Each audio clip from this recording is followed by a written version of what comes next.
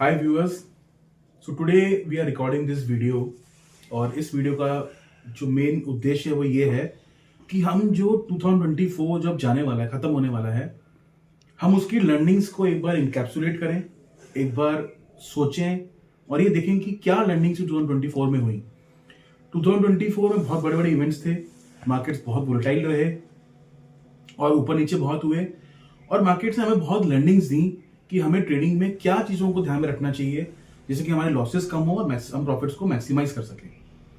तो उन लर्निंग्स को हम धीरे धीरे करके कोशिश करेंगे जानने की और उनको विस्तार से समझने की। 2024 में मार्केट ने हमें बहुत कुछ सिखाया, इतना सिखाया कि जितना कहो उतना कम लगता है। लेकिन सबसे बड़ी चीज़ मार्केट ने ये सिखाई कि जब भी कोई बड़ा इवेंट्स हो तो हमें हमेशा अपनी पोजीशंस को हेज करके चलना चाहिए। अब ये पोजीशंस कैसे हेज करनी है मनीष जी, आप बताइए कि ये पोजीशंस कैसे हेज करनी है, कितना बेनिफिशियल रहती है पोजीशंस हेज करना, क्या राइट टाइम पे एंट्री लेना पोजीशंस हेज करने में बेनिफिशियल है या फिर कभी भी किसी भी मोमेंट पे पोजीशंस को तब लिया तभी हेज कर लो। आपका क्या व्यू है इसमें? देखिए, ये तो बहुत बड़ी लर्निंग है हमारी कि अगर आप मार्केट के अंदर बड़े पोर्टफोलियो पे बैठे हैं या अगर आपका बहुत बड़ी पोजीशन है तो आप उनको 100% हेज करिए। इस बार दो बड़े इवेंट्स जो लैंड अप थे या तीन बड़े इवेंट्स जो लैंड अप थे 2024 में, एक तो थे हमारे खुद के लोकसभा इलेक्शंस जो जून में इसका रिजल्ट आया। सेकंड था हमारा बजट, जो फर्स्ट फुल फ्लैश बजट आया गवर्नमेंट का। और थर्ड यूएस इलेक्शंस। अगर किसी ने जून 2024 मतलब जो हमारे लोकसभा इलेक्शंस थे उस पर अगर हेजिंग नहीं करी हुई थी, so you see the amount of damage जो उसने पोर्टफोलियो पे किया होता। Markets were circuit down, almost circuit down. Nifty almost 10% के करीब पहुंच गया था, चाहे बैंक निफ्टी हो, मिड कैप इंडेक्स हो। और स्टॉक्स की पिटाई तो बहुत ज्यादा हुई थी, कुछ स्टॉक्स तो 30-40% तक करेक्ट हुए थे। तो अगर आपका एक बड़ा कमिटमेंट उन स्टॉक्स में था या इंडेक्स में था और अगर आपने हेज नहीं किया होता तो डेफिनेटली आपको लॉसेस होते और बहुत बड़े लॉसेस होते। और अगर मान लीजिए आपके पास पोर्टफोलियो है तो आपका लॉस कवर करने का और कोई तरीका नहीं होता, आपको उसको लंबा रखना होता, लंबा बैठना होता, क्योंकि बहुत सारे रिटेल लोग उस पर स्टॉप लॉस नहीं लगाते।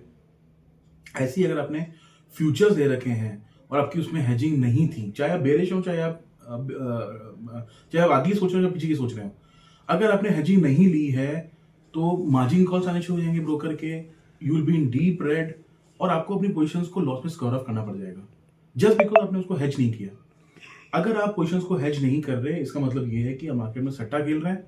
आपको लग रहा है कि जो रिजल्ट मैं सोच रहा हूं वही आएगा, ऐसा नहीं होता है। ये तो ट्रेडर्स बहुत लकी थे इस बार कि मार्केट्स ने 10% डाउन का सर्किट लगाया, नेक्स्ट डे से उसने रिकवरी स्टार्ट कर दी और वो मार्केट उसी मंथ में दोबारा ऑल टाइम में लगा दिया। पर सपोज करिए कि बीजेपी की सीट्स नहीं आती, एक हमारा एक हैंगओवर असेंबली हो जाता, री इलेक्शंस होते, तो मार्केट एक सर्किट पे नहीं कम से कम 3-4 सर्किट्स लगाता और वहां पे आपके लॉसेस इतने ज्यादा हो चुके होते कि उनको कवर करने में 3 साल 5 साल 10 साल भी लग जाते। कुछ लोगों के तो उस टाइम कैपिटल वाइप आउट हो जाता और आप वो लॉसेस को रिकवर, आप दोबारा ट्रेडिंग ही नहीं कर पाते। सो इसके 2-3 तरीके हैं हेजिंग करने के।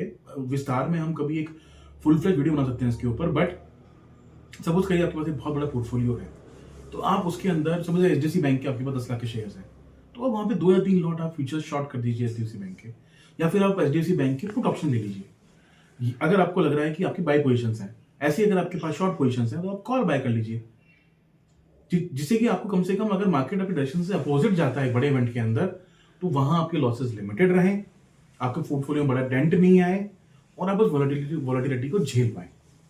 So always keep yourself hedged जब भी आप इस बड़े इवेंट में जा रहे हैं। हमने बहुत से ट्रेडर्स को देखा है जहां पे वो दूर की कॉल ऑप्शन को सेल करते हैं और दूर की पुट ऑप्शन को सेल करते हैं और प्रीमियम खाने की कोशिश करते हैं। दैट इज अनदर स्ट्रैटेजी जिसको हम स्ट्रेडल शॉर्ट बोलते हैं या स्ट्रेडल बेचना कहते हैं, दोनों एंड से।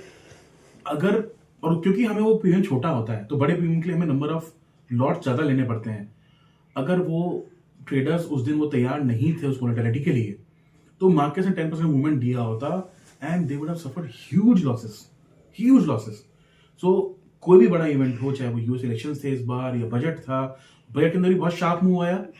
हमारे फाइनेंस मिनिस्टर ने 3 टैक्सेस इंक्रीज किए, स्टॉक्स के ऊपर, फ्यूचर्स के ऊपर एसटीटी इंक्रीज किया, long term capital gain tax पे टिंकरिंग करी, शॉर्ट टर्म कैपिटल गेन पे टिंकरिंग करी। तो इससे मार्केट के अंदर अगेन एक वोलेटाइल मूव आया। ठीक है, again traders were lucky this time कि वो मार्केट दोबारा रिकूप हो गया और हम ऑल टाइम हाई दोबारा क्रॉस कर पाए। बट अगेन सपोज वो नहीं करते तो you would have suffered huge losses, और वो आपकी इतनी दूर की पोजीशंस को भी हिट करना शुरू कर देते हैं। So always keep your hedge positions tight, remain deep into the hedging positions, that will always help you. आपके बड़े लॉसेस नहीं होंगे, आपका कैपिटल वर्कआउट नहीं होगा। अभी भी एक इवेंट ऐसा आने वाला है जनवरी के अंदर, ट्रम्प जो है वो प्रेसिडेंट की चेयर लेंगे 20 जनवरी को। Huge volatility is expected. जितने भी बड़े प्लेयर्स हैं उन्होंने अपने पोर्टफोलियोज को बहुत टाइटली हेज करके रखा हुआ है।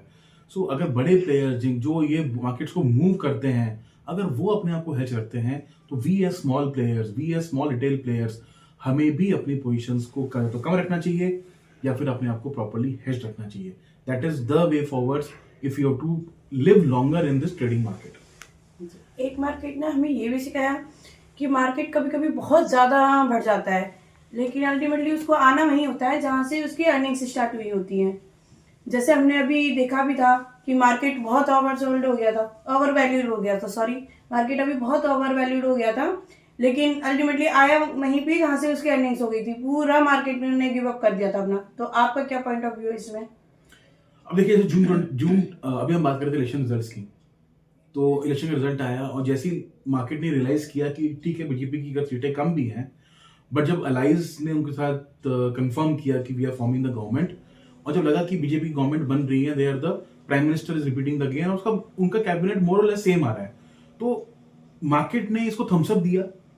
और हमने हमने एग्जिट पोल के जो रिजल्ट से जो हाई लगाया था, हम उससे भी 2000 पॉइंट 2500 पॉइंट ऊपर गए अगर निफ्टी की बात करें तो, और स्टॉक्स भी बहुत ऊपर गए। तो ये होता है जब एक फॉलो ऑन एक्शन आता है न्यूज को, जिसको बोलते हैं मोमेंटम ट्रेडिंग। तो मार्केट का मोमेंटम जनरेट होता है, वो क्यों होता है?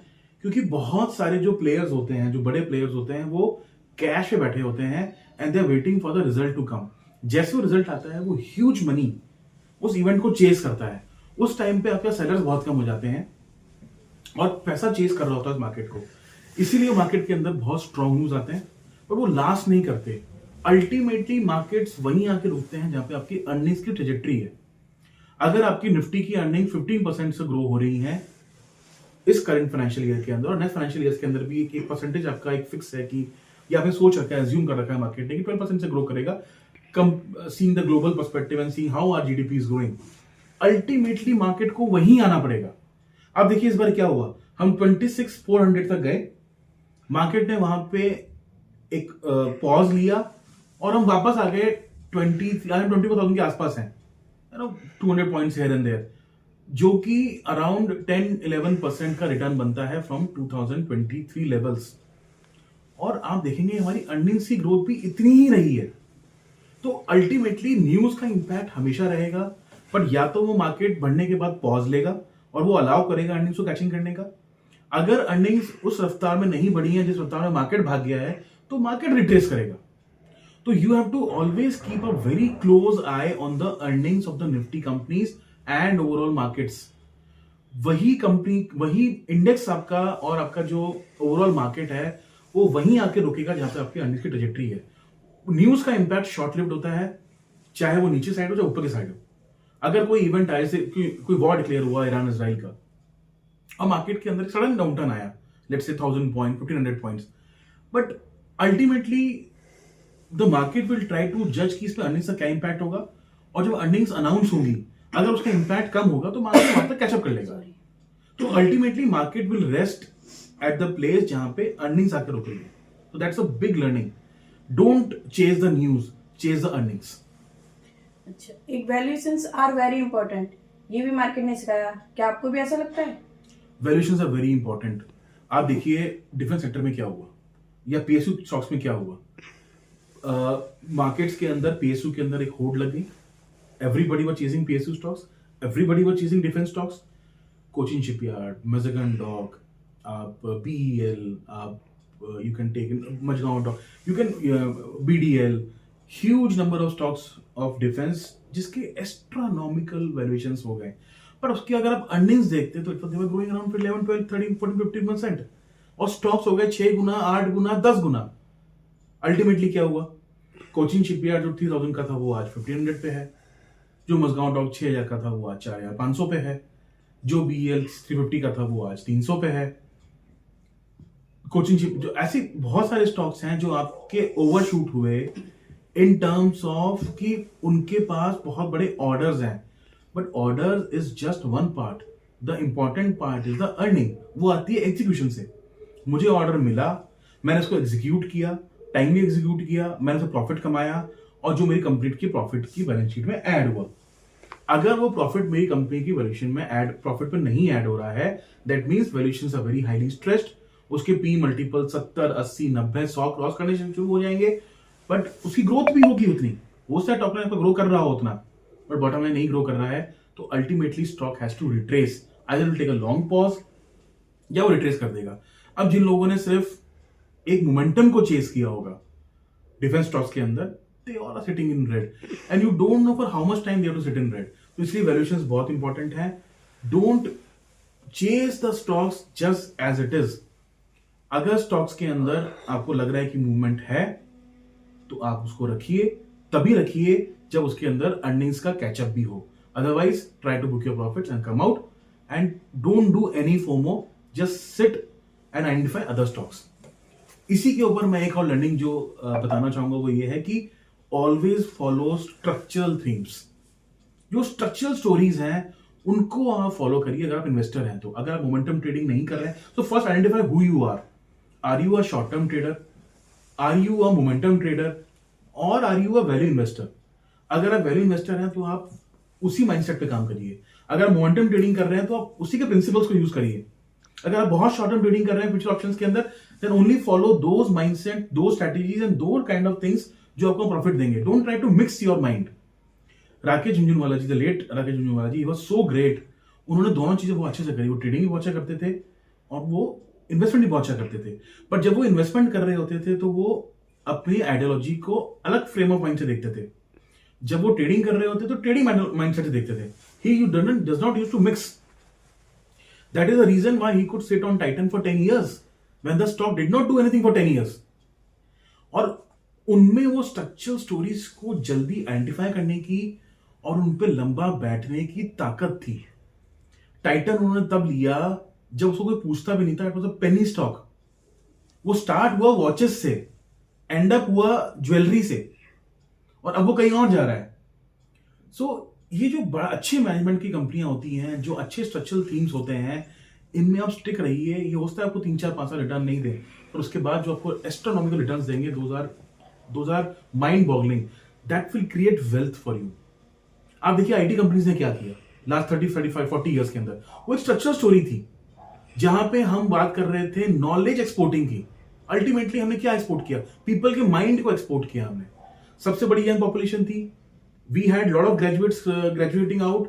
आईटी का बूम आया, लोगों ने पार्टिसिपेट किया उसके अंदर, और हम सबसे बड़े एक्सपोर्टिंग हब बन गए for the export market of the IT industry. It was structural theme.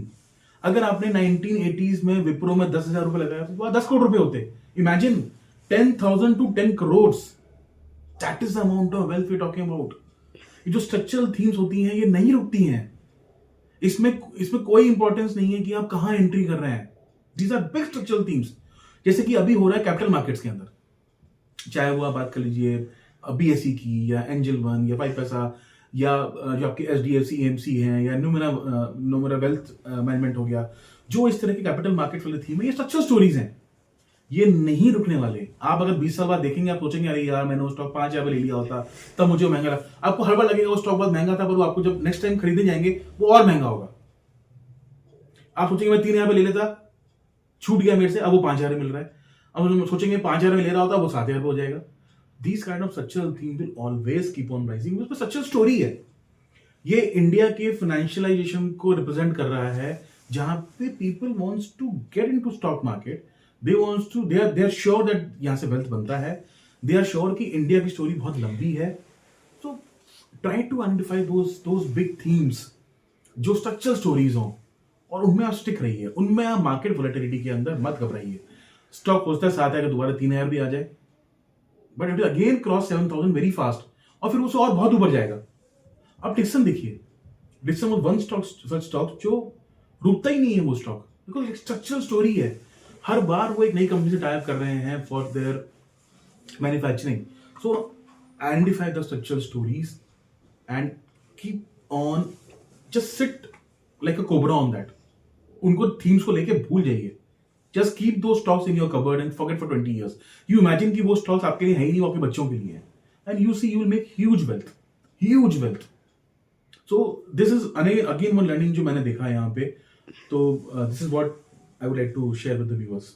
हाँ, मैंने भी देखा, मार्केट में सीखा भी, अभी देखा भी है, जैसा आपने बताया भी था कि कोई अच्छी थीम में इनका कोई एंट्री पॉइंट नहीं होता है, कोई एंट्री लेवल नहीं होता है। जैसे बीएससी है, बीएससी इस करेक्शन में भी मतलब बढ़ा ही था ये स्टॉक, थोड़ा ठीक है, हल्का फुल्का बीच में थोड़ा सा करेक्शन आया था, फिर 2500 आया था, कहाँ 200 का स्टॉक, जब ये स्टार्टिंग हुआ था 200 की स्टॉक पहुंच गया था 4600 पे, वहां से करेक्ट हो गया थोड़ा सा 2500 के आसपास हुआ था, फिर वापस से 5400 के आसपास ये स्टॉक पहुंच गया था। तो अब काफी करेक्शन होने के बाद मोस्टली स्टॉकों में करेक्शन हुआ है, कुछ एक जो अच्छी थीम के स्टॉक्स वही बचे, तो इनका कोई एंट्री पॉइंट नहीं होता है मैंने जो देखा। तो इनको तो कभी भी किसी भी लेवल से ले लो, थोड़ा ठीक है लग रहा है आपको कि भाई करेक्शन पे लेना है, तो इनका तो 10% 12% करेक्शन भी काफी होता है, मेरी लर्निंग ये है। तो आप इसमें क्या कहना चाहेंगे? देखिए, जो स्ट्रक्चरल थीम्स में उनमें आप एंट्री पॉइंट चिंता मत करिए, ठीक है। मैं ये नहीं बोलता हूँ कि आप बिल्कुल हाई पे लीजिए, वेट फॉर सम करेक्शंस, और मार्केट में करेक्शंस आते हैं। अगर हम 2024 की बात करें तो मार्केट ने आपको 10% 20% स्टॉक्स के ऊपर हर अच्छे स्टॉक में डिप दिया है आपको, चाहे वो डिक्सन हो, चाहे वो बीएससी हो, चाहे वो मजगांव डॉक हो, चाहे वो एनी गुड स्टॉक जिसमें बहुत गुना पैसा बना है, आपको डिप्स मिले हैं। आप बैठिए, उन स्टॉक्स को आप आइडेंटिफाई करिए, उनमें आप एंट्री लीजिए। There is no entry point for this kind of stocks, और जब भी आप गिरावट मिले उनमें ऐड करिए। ये ऐसे स्टॉक्स होते हैं जिनमें घबराना नहीं होता, एंट्री पॉइंट की चिंता नहीं करनी होती, जब भी डिप आते हैं उनमें ऐड करना होता है। That will create your larger wealth. आप ये मत सोचिए कि ये स्टॉक 5,000 का हो गया तो मैं नहीं खरीद सकता, यही स्टॉक 5 लाख का भी हो जाएगा। आप देखिए, जो स्टॉक, कुछ स्टॉक जैसे यूएस की बात करें, there is one stock which is worth 6 crore rupees, 6 crore। So अब अगर उसमें किसी ने एंट्री पॉइंट चिंता करी होती तो वो स्टॉक कभी खरीद ही नहीं पाता वो। सो बर्थफे हैथवेयर की मैं बात कर रहा हूँ, जो वॉरेन बफेट का जो कंपनी है, the single stock is worth 6 crore rupees। He started investing in 1950s 40s in fact. देखिए वो कंपनी कहाँ पे है आज। विप्रो की मैंने बात करी, जो 10,000 रुपये 10 करोड़ में बने। आपने अगर 1 लाख पे जब वो स्टॉक रहा होता वहां एंट्री किया होता या उसके बाद एंट्री किया होता, that has been multiplying year on year. So इन स्टॉक्स के अंदर एंट्री पॉइंट्स कम होते हैं जिनके अंदर स्ट्रक्चरल थ्योरी होती है। आपने स्टॉक मार्केट में एंट्री करी, you try to identify those kind of stocks, और एंट्री पॉइंट चिंता मत करिए, बिकॉज ये स्टॉक्स ऊंचे ही जाने हैं यहाँ से। इनमें स्ट्रक्चरल थीम है, वैल्यूएशन कंफर्ट है, इनमें अर्निंग्स ट्रैजेक्टरी बहुत अच्छी है, और जो कंपनी इंडिया के अंदर 10-20 साल टिक गई, अच्छे से टिक गई, वो कंपनी बहुत बड़ी होनी है। हाँ, 10 में से 2 कंपनियां फेल भी होंगी, ट्रू, एब्सोल्युटली राइट। ऐसा नहीं है कि आपने 10 ऐसे स्टॉक लिए 10 के 10 चलेंगे, नहीं। 10 में से हो सकता है 3 बंद हो जाएं, कंपनी बंद हो जाए, आपका स्टॉक 0 हो जाए, हो सकता है 1-2 कंपनी आपको एट पार रिजल्ट दें एफडी के आसपास, बट जो आपके 2 या 3 विनर्स होंगे वो इतनी बड़ी वेल्थ क्रिएट करेंगे आपके लिए कि वो आपके बच्चों के लिए it will be huge bonus, for you also it will be huge bonus. So identify दो स्टॉक्स, उन स्टॉक में एंट्री पॉइंट चिंता मत करिए। एंट्री पॉइंट मैटर करता है, but it is not very important in a long run for these kind of structural themes. Market से ये भी सीखा कि मार्केट में फोमो नहीं करना चाहिए, फोमो में कुछ नहीं पकड़ना चाहिए, चाहे वो इंडेक्स हो चाहे वो स्टॉक्स हो, क्योंकि जैसे हमने देखा है कि इलेक्शंस के बाद भी मार्केट ने अपने हाई से निफ्टी ऑलमोस्ट 10 मतलब 1000 या 1500 पॉइंट अप हो गया था, मतलब बढ़ गया था 1000-1500 पॉइंट अपने हाई से उस टाइम। तो अपन सोचते हैं कि नहीं निकल गया, ये हम खरीद लेते हैं। वो फोमो हमेशा मार्केट में पैनिक क्रिएट करता है हमारे अंदर, और हमेशा हम उसमें लॉस क्रिएट करते हैं। ये यहाँ के बड़े बड़े जो लोग हैं मार्केट्स में बैठे हैं, वो सब यही बात कहते हैं कि पैनिक में या फोमो में हमेशा अपना लॉस करोगे। तो क्या ये बात सही है? यस, आपको कभी फोमो नहीं करना है। अगर आपसे कि आपने सोचा हुआ था कि मुझे इस पे बैठना है, I don't have to participate in the market, मुझे ये इवेंट के बाद ही पार्टिसिपेट करना है, अगर वो मार्केट वहां से भाग गया है और बहुत तेज भाग गया है, स्पेशली कई बार क्या होता है कि बहुत बड़ा गैप अप हो जाता है, so don't chase those kind of markets. FOMO नहीं करना है आपको, आपको मार्केट री एंट्री का दोबारा मौका देगा। अगर आप अप्रैल से दिसंबर की बात करें, every month market has given you entry point, every month. अप्रैल में corrected 5-6%, May again it corrected 5-6%, जून में it corrected 10% in single day, July, August, October it corrected 8%, again November it corrected, अभी भी हम नीचे हैं, अपने हाई से हम 2,500 पॉइंट नीचे हैं, तो फोमो क्यों करना है? आपको आपका अच्छा स्टॉक कम दाम पे दोबारा मिलता है। अगर आप फोमो करेंगे तो you will by the stocks in panic और आप एक गलत पॉइंट पे एंट्री कर जाएंगे और वहां से फिर आपको इंतजार ज्यादा करना पड़ सकता है, स्पेशली मोमेंटम स्टॉक्स के अंदर, जहां पे स्टॉक मोमेंटम में है और आप मोमेंटम में ही चेस कर रहे हैं क्योंकि आपका फोमो हो गया, मेरे से स्टॉक मिस हो गया। It is not important. Market में बहुत सारे स्टॉक्स अवेलेबल हैं, जो स्ट्रक्चरल थ्योरीज है आप उनको आइडेंटिफाई करिए, जिनमें एंट्री पॉइंट उतने मैटर नहीं करते, जहां पे जिनकी ट्रेडिटी बहुत ऊपर है। बट ये मोमेंटम स्टॉक्स और जो लोग इंडेक्स पे ट्रेड करते हैं, स्टॉक पे ट्रेड करते हैं, always keep patience. Market will give you a entry point for one reason और द अदर। अब एचडीएफसी बैंक देखिए, it is going in 1600 to 1800 range for last 6, 7, 8 months. अगर आपने एक बार छोड़ दिया तो दूसरा मौका दिया, तीसरी बार दिया, चौथी बार दिया, एवरी स्टॉक गिव्स अपॉर्चुनिटी। आज निफ्टी के अंदर you can count on fingers 10 से 15, 20 स्टॉक ऐसे हैं जो 40% करेक्टेड है। आप देखिए Reliance, it is 40%, it is 20% corrected now. HDFC bank, HDFC bank छोड़ दीजिए, but NTPC, you see all FMCG companies, चाहे वो HUL हो, नेस्ले हो, Nestle 20% down from his highs, 20 to 23%, HUL is down by 25%, Britannia is down by around 30%, NTPC is down by around 25%, Reliance, Bajaj Auto, Hero MotoCorp, all lot of companies are giving you anti opportunities। तो ऐसा नहीं है। IT देखिए आप, पूरे एक साल वो it was such a beaten index, पर अब देखिए क्या रिटर्न्स दिए उसने। अब उस टाइम पे हम एंट्री नहीं कर पाते, तो डोंट डू एनी फोमो। अब जैसे इस बार आईटी इंडेक्स बहुत बड़ा हुआ है, I would never suggest anybody to enter big positions in IT. अब छोटा मोटा इन्वेस्टमेंट कर सकते हैं तो आईटी का ट्रेंड पॉजिटिव है इस वक्त, but you can't make big chunk of your money in this sector because ये बड़ा हुआ है। बहुत सारी गुड न्यूज उसमें प्राइसिंग करी हुई है। ऐसे में क्या होगा, अच्छी न्यूज के ऊपर आपको news on sale on news हो जाएगा and you will get stuck at the high positions, फिर आपसे निकल नहीं पाएंगे। आईटी में क्या हुआ, न्यूज आई, संजय के अच्छे रिजल्ट्स आए, मार्केट तब से करेक्ट ही हो रहा है आईटी के अंदर, क्योंकि वो पहले से बिल्डअप किया हुआ था मार्केट ने अंदर। So don't do any FOMO. आपको अच्छे निफ्टी के स्टॉक्स या मिड कैप स्टॉक्स, जो आपके फेवरेट स्टॉक्स हैं, किसी ना किसी रीजन से आपको नीचे मिलते हैं। डिफेंस के स्टॉक्स, जिस दिन इलेक्शन का रिजल्ट आया था 4 जून को, all were 40% down, 35 to 40% down थे। जो भी स्टॉक्स डेरिवेटिव में थे, जहां पे आपके सर्किट्स रुकते नहीं है 20% पे, they all were down by 35-40%। Those are the entry points, आप एंटर करिए आराम से। तो don't do any FOMO. FOMO is not the way of entering into the market. Sit, keep a close watch, wait for the market to correct, enter then will give you better results. फिर आपको अच्छे profits होंगे उसके अंदर। Market trend surprise करता है। जब हमें सबको लगता है ना कि मार्केट बढ़ेगा, तब वो अच्छी न्यूज में भी गिरना स्टार्ट हो जाता है, न्यूज बाद में आती है उससे पहले गिरना स्टार्ट हो जाता है। और जब हमें लगेगा कि मार्केट गिरेगा और गिरेगा, तो वो खराब न्यूज में भी बढ़ना स्टार्ट हो जाता है। आपका क्या व्यू है इसमें? Markets will always surprise you. See एक चीज आप देखिए, जब 2024 स्टार्ट हो रहा था तो everybody told this will be a flat market और it will be a low gain market because बहुत बड़े बड़े इवेंट्स लाइंड अप हैं।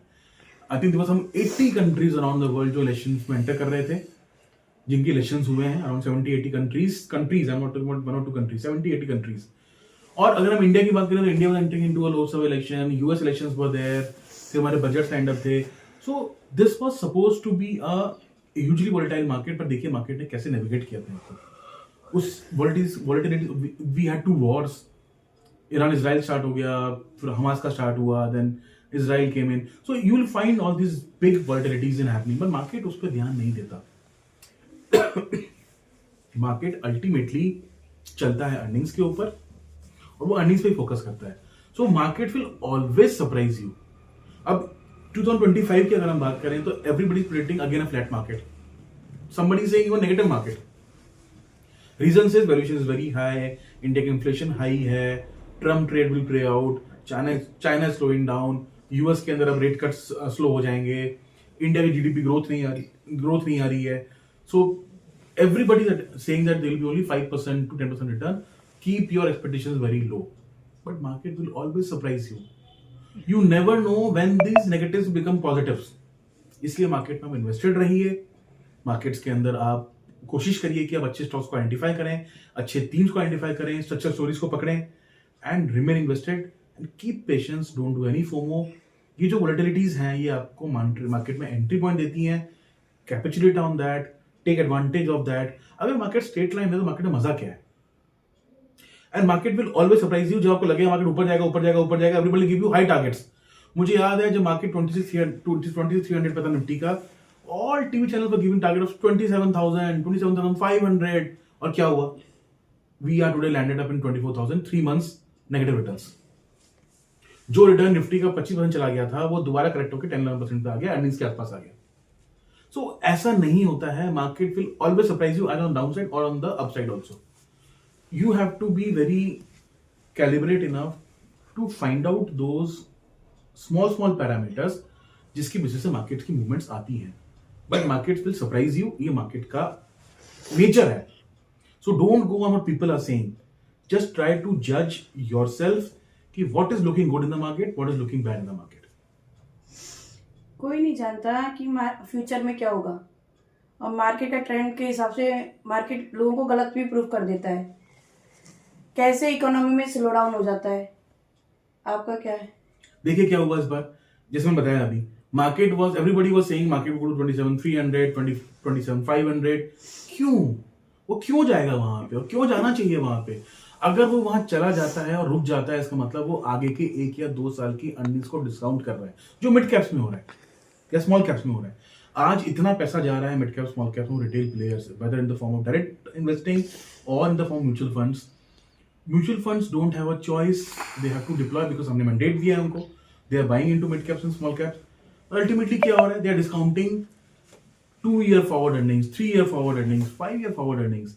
बट जब भी आपकी अर्निंग्स डिसअपॉइंट करेंगी, you will see huge reactions downwards. अभी भी क्या हुआ? Market was going higher.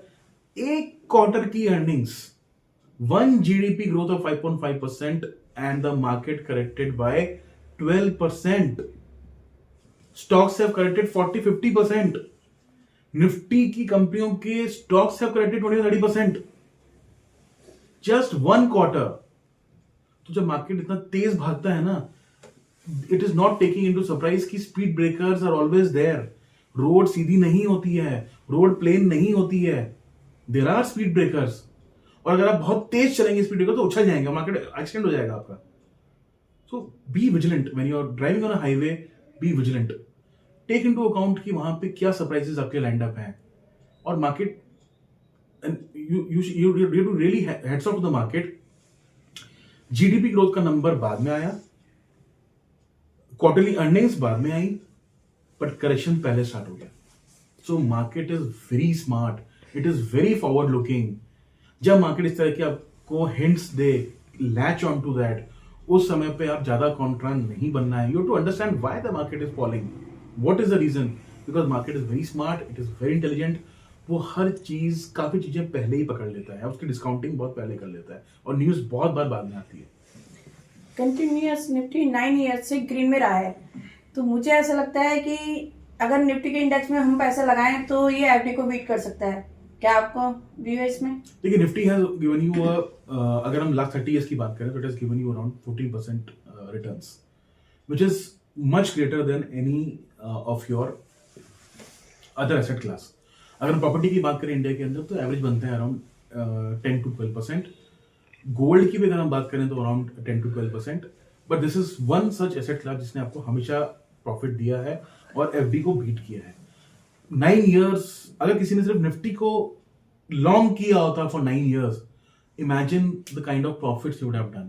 So this is the success story of India. This is the story of decadal story of India. The demographic advantage that we have, the good governance that we have, political stability, the macros under control. ये वो runway है जो छोटा नहीं है. This is a very big runway, and we as Indians have to travel this runway for huge kilometers. और ये नहीं कि सिर्फ इंडिया में हो रहा है. ये स्टोरी हर डेवलप कंट्री की पहले हो चुकी है. Japan has done travel this runway from 1960s to 1980s. In fact, till 1988, जहाँ पे उनका टॉप बना. US has done from 1980 to 2000. China has done from 1990s to let's say 2015. अभी इंडिया की बारी है. So ये जो 25 साल हैं इंडिया के, वो इंडिया को बिलोंग करते हैं, जिसको हम बोलते हैं अमृतकाल. You will not believe my target for Nifty by 2050 अमृतकाल का जो है, that is around 10 lakh Nifty plus. You may seem it impossible, you may seem it laughing, but ऐसा नहीं है. This is a huge success story of India जो लंबी चलेगी यहां से. So believe in India, remain long on Nifty, and always remain invested in the stock market. This is the best thing. And viewers, compounding is magical. See, जब आप 12% की बात करते हैं तो वो 12% सिर्फ सिंपल इंटरेस्ट नहीं है, वो कंपाउंडिंग है.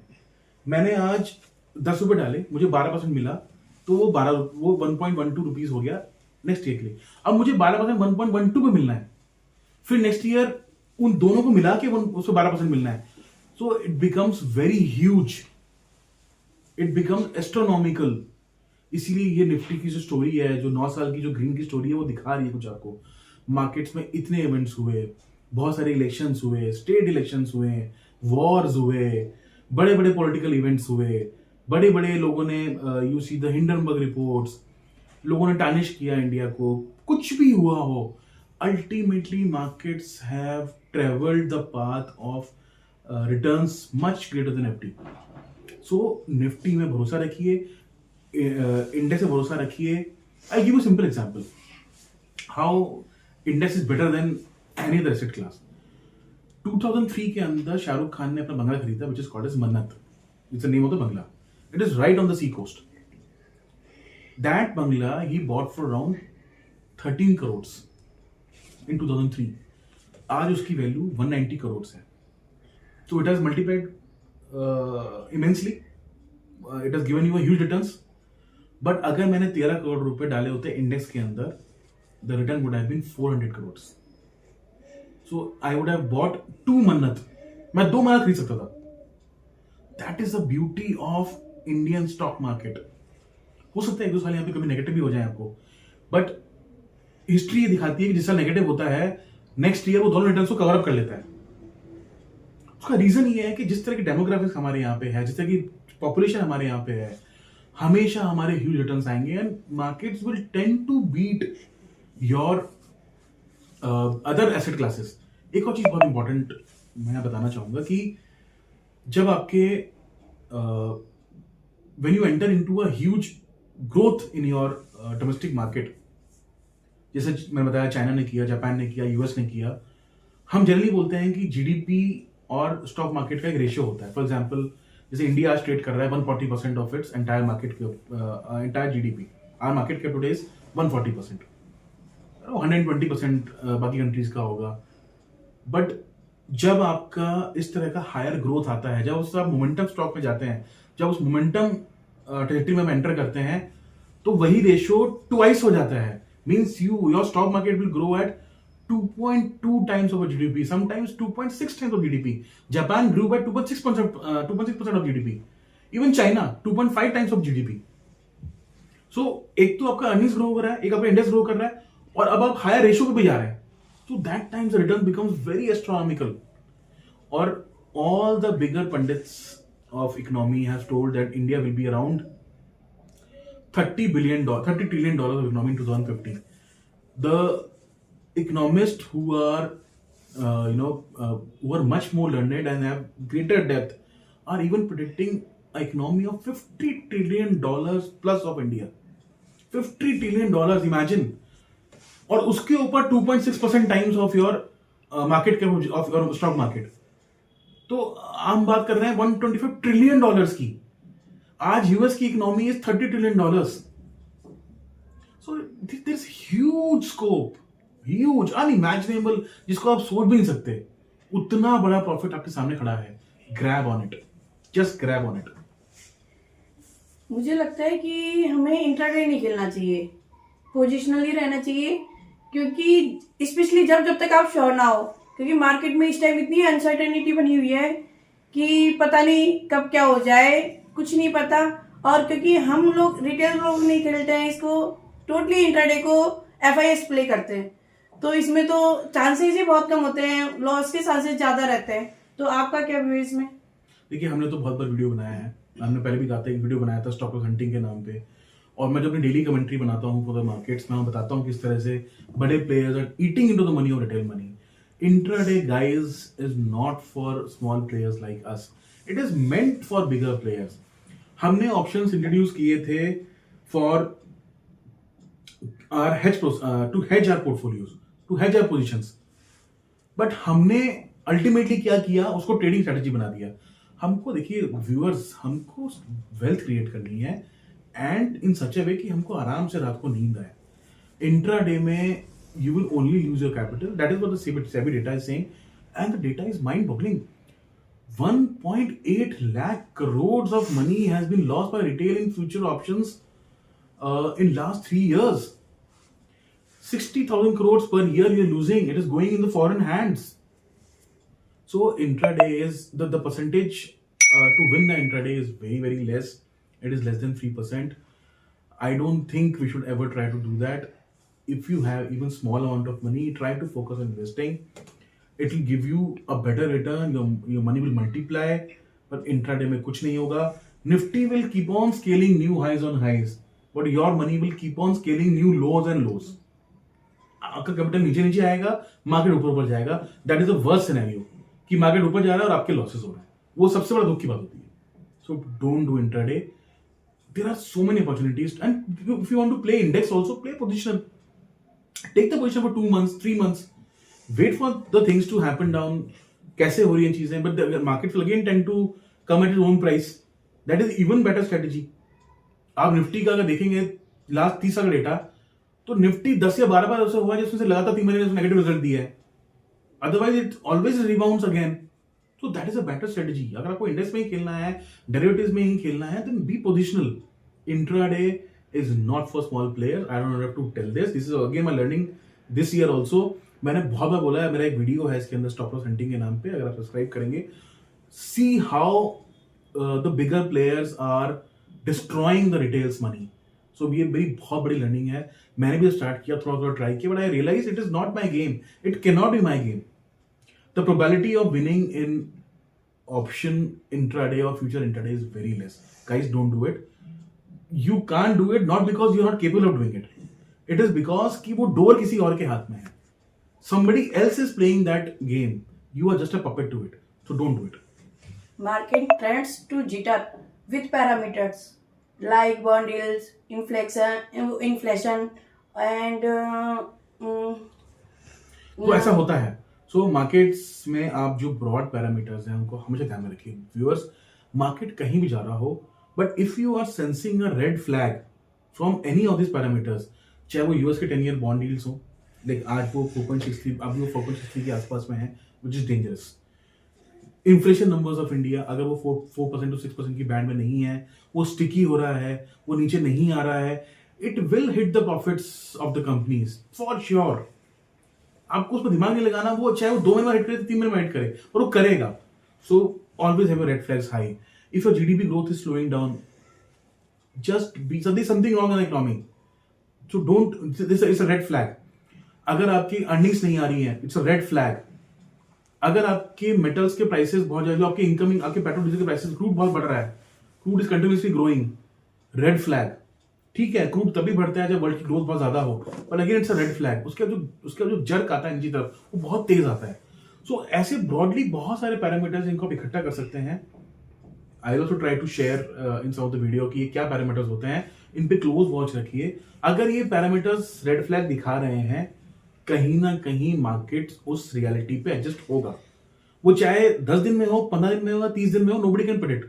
Even I can not predict, but I will become very alert. मैं अपनी या तो पोजीशंस स्क्वायर ऑफ कर लूंगा, प्रॉफिट बुक कर लूंगा, कैश पे आ जाऊंगा, या फिर मैं पोजीशंस कम कर लूंगा, या फिर I increase my hedges. But I will not ignore these kind of broad parameters जो मुझे दिखा रहे हैं कि मार्केट में रिस्क बढ़ना शुरू हो गया है या बनना शुरू हो गया है.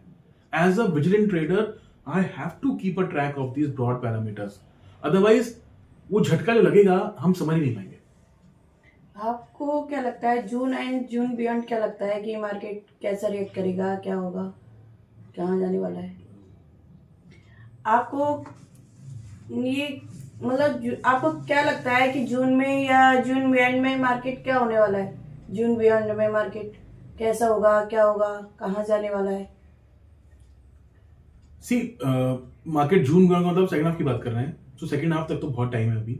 अभी तो हमको फर्स्ट 3 मंथ्स देखने हैं, जहाँ पे हमारा अभी लाइंड अप है, ट्रम्प का ट्रेड लाइंड अप है, अर्निंग्स लाइंड अप है अभी जो आने वाली हैं, चाइना का स्टिमुलस कंटिन्यूसली आ रहा है, हमारा बजट है 1 फरवरी को, उसके बाद 7 फरवरी को एमपीसी की बैठक है, Reserve Bank of India, the new governor has come in to see how is thinking, what are the line of thought of his.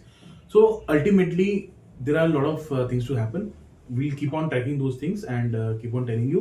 But आज हमें डिस्कस किया जो हमारी ब्रॉड लर्निंग्स थी, हमने क्या क्या सीखा 2024 से। Hope viewers it would have helped you, आपको उसके अंदर कुछ सीखने को मिला होगा। ये वो लर्निंग्स हैं जो हमने सीखा 1 साल के अंदर, and we thought it is will share with you so that it goes to it flows to many people और सब उससे फायदा उठा सके। So thank you so much for giving your time. Thank you so much.